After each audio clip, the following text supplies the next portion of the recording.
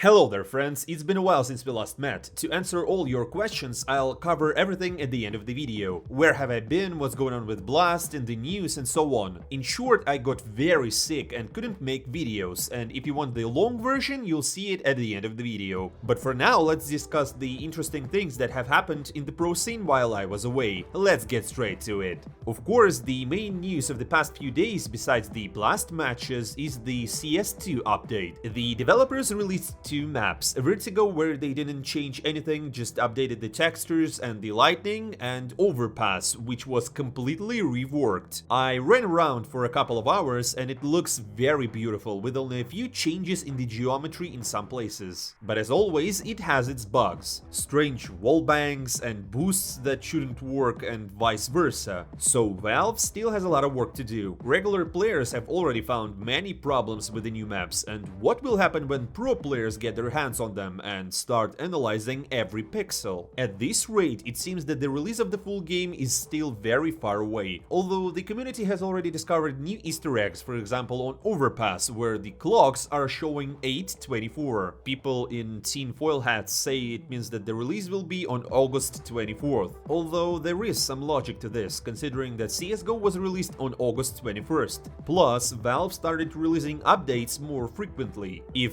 before there was no update between Dust and Mirage for over a month, now they release new maps every few weeks. Theoretically, at this pace, they might make it. However, if it does happen, they will probably release an open beta first, and only then the full release. But according to Gabe Follower, the public beta will only be released by the end of the year, with the game's official release in the next year. So that's how it is. The good news is that there's at least one bright spot, a new wave of beta invites. Judging by the comments, many people got access, so friends, did you receive yours? Let me know in the comments below. I'm curious to know how many lucky ones are among you. And by the way, they also postponed the first official CS2 tournament. The Hustler Cup with the prize pool of $1 million was supposed to take place at the end of August. However, many teams declined to participate, so the organizers decided to postpone the championship indefinitely. It's funny how the game hasn't even been released yet and tournaments are already being announced. And Valve themselves do the same. As you know, the next major will take place in the spring of the next year. And recently they have also announced that we will have 2 majors in 2025 and 2 in 2026, but we still don't know the exact dates though. But anyways, let's discuss what else interesting is happening in the pro scene. As always, it wasn't without official roster changes. As you know, Ime left Game Religion for Navi and Siyuhi returned to Mouse. Game Religion didn't hesitate for long and signed Neelan and Volt from Into the Breach to replace them. Well, in EG, Neelan had an unfortunate episode, so let's see how he performs in the new team. The next interesting news regarding roster changes is that according to Harumi the Insider, BB has finally signed a roster. All deals has been done and all contracts has been signed. Rumor has it that the roster will consist of Nafanya, Zorte, Kayron, Siren and Danists. On paper, the lineup looks good. We have an experienced captain, a super aggressive player in Kayron, an experienced support in Siren, and Zorte, who is really good with OP. Yes, these guys might not win Tier 1 championships right away, but they should at least make it through the qualifiers. Now, let's discuss what's happening with the new Navi lineup. As you know, they're competing in Blast currently and trying to qualify for the full finals. We will talk about that later, but for now, let's go through the latest interesting interviews. For example, according to Aleksib, Navi is entirely Blade's project. The reporter asked, does Blade have a certain system that he follows and builds his own structure? Was there any discussion about the vision of the game? And Aleksib replied, I don't think you can call it a discussion. He made it clear to me that this is his project, and I stated that I want to work with his structure, but he understands that we need to find common ground on some things. That's necessary for everything to work. I'm still the one who can talk most of the time in game, and he will be the one communicating during pauses. I think we found a good synergy. Blade is constantly working, regardless if the training day is over. He always wants to discuss and put in more effort. I like that. I feel a bit hurt when people say that I didn't deserve to move to Navi or something along those lines. In those moments, something ignites inside me because I strongly believe that I fully deserve it. At the same time, I understand that from the outside my career might seem contradictory. Sometimes I didn't have the best relationships with coaches, we were not on the same page. In G2, I didn't need to say anything to Nico and Hunter as they have immense immense experience. I respect Nico and his gameplay.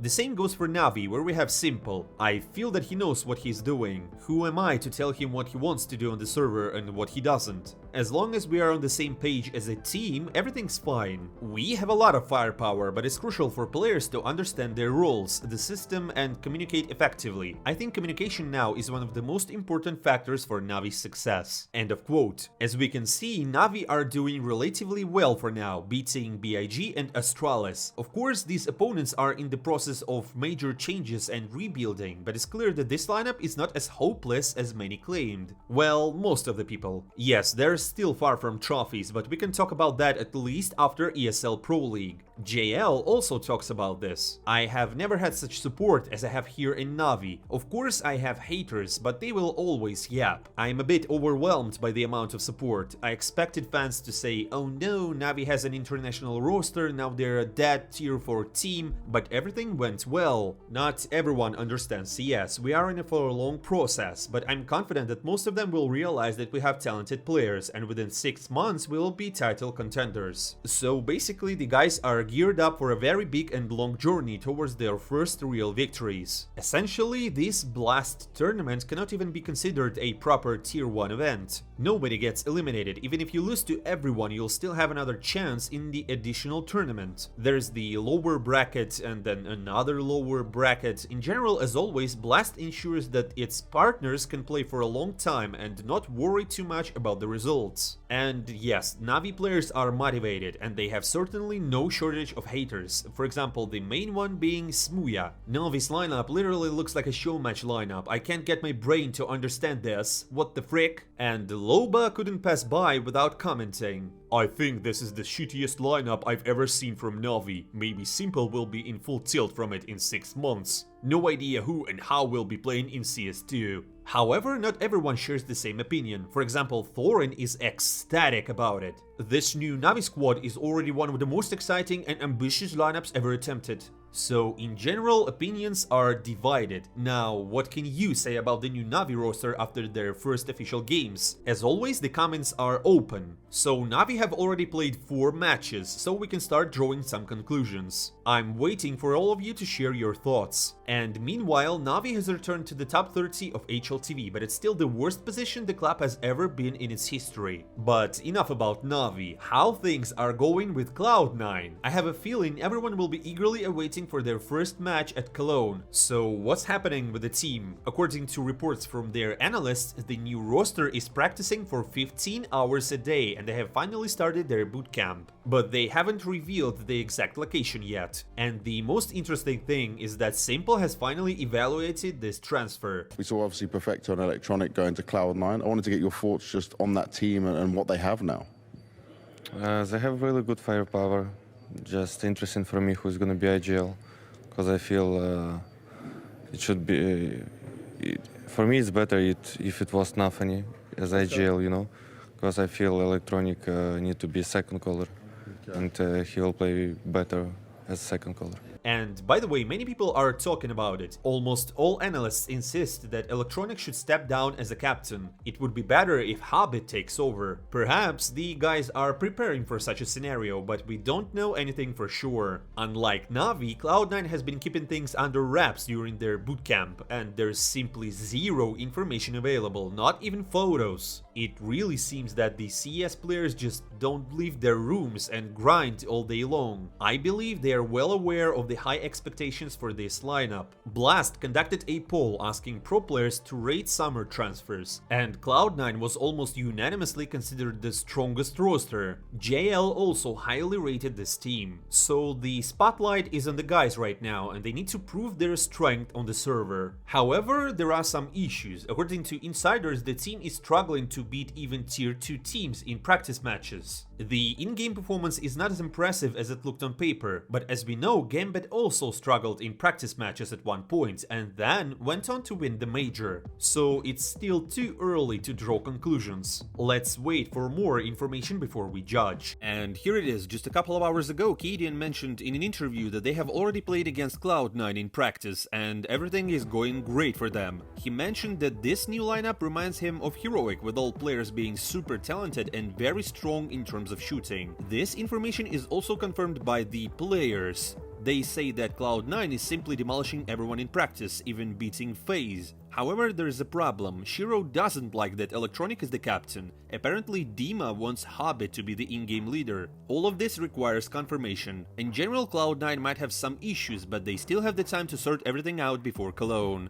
Now, let's take a look at Nafanya's words about the new lineup and the problems they faced in the past. SH1RO, Exile, and I started together. We were always on the same level. We got used to each other. It wasn't like my voice was louder than SH1RO's. Actually, it was the opposite. His voice was louder. If he didn't want to play a certain setup, I couldn't say, we have to play this. I gave them a lot of freedom. It's entirely my fault. I didn't take enough responsibility. There were moments where I should have stood my ground, but the situation didn't allow for it. I don't consider my removal a bad decision. We all grew together, but we needed to part ways. At least that's what I think. Cloud9 has obviously strengthened. Electronic is a stronger player than me. As a captain, I don't know, I haven't played with him, but judging from Navi, he's good even in that role. The players there are incredibly strong individually. It would be foolish to think that they will fail miserably. The question is whether they can dominate every tournament. That's not easy. It depends on several factors: how much they practice, how they gel together, and how they position themselves. It's hard to say, but I can say one thing: they will always be in the top 5. Another thoughtful statement from Nafanya. Let's wish both him and Cloud9 the best of luck. We will see where all this leads. And finally, let's talk about Blast. As you all know, the group stage is currently underway, with exactly half of the teams advancing to the LAN finals, while the rest will head to the play-in tournament. So getting eliminated from Blast is actually tougher than advancing further.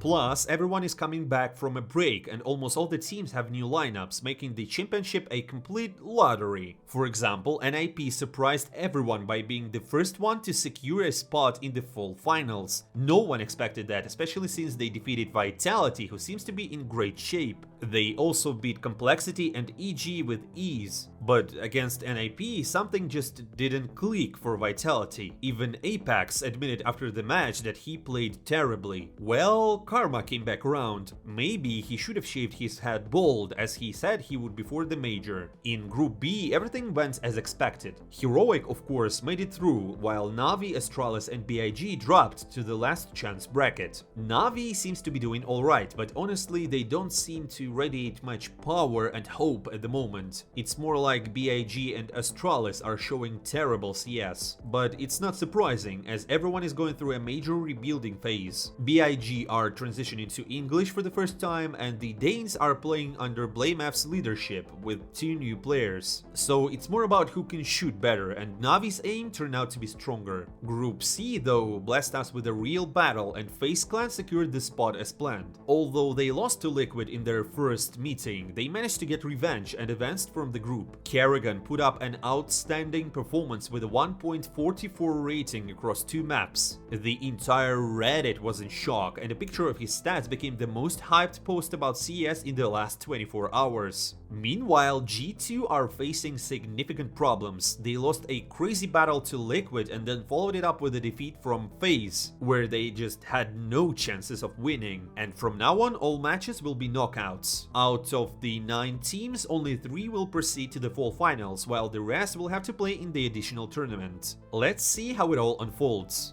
And my friends, that was all the news for today. Thank you for watching. Now, for those interested, as I promised, I will explain in more detail where I've been and what are our plans next. In early July, I fell ill and had a fever for about a week. As soon as I started feeling better, I immediately started recording new videos. I covered all the news and made a huge video about the pros and cons of the new Navi lineup, which took me 2 days and a lot of effort. In short, I overloaded myself with work, released several videos videos in a week, and this was all while I was still recovering from being sick. I didn't sleep much, worked a lot, and paid the price for it. As a result, after a week my temperature went up again, and this time around 39 degrees. I was coughing severely, lost my voice and strength, not just for work but even to fight off the illness. With each passing day I felt worse and worse, and I had to see a doctor. They prescribed me some very strong pills and advised me to take it easy, or else I might not recover at all. That's how I spent the next week. All of this happened just on the first day of Blast, so I was just physically unable to do new videos. Right now I'm feeling slightly better, and I decided to make this video for you. However, I won't repeat the mistakes of the past. For the next week I'll be working in a very light mode. My main goal now is to fully recover by Cologne, as this tournament promises to be intense. So until then there might not be any videos, or at most just a couple, so please forgive me. I hope nobody is too disappointed that there haven't been videos for so long. Now I'm going to continue fighting off this illness, and I wish you all good health, because that's the most important thing. I won't say goodbye for too long. See you soon.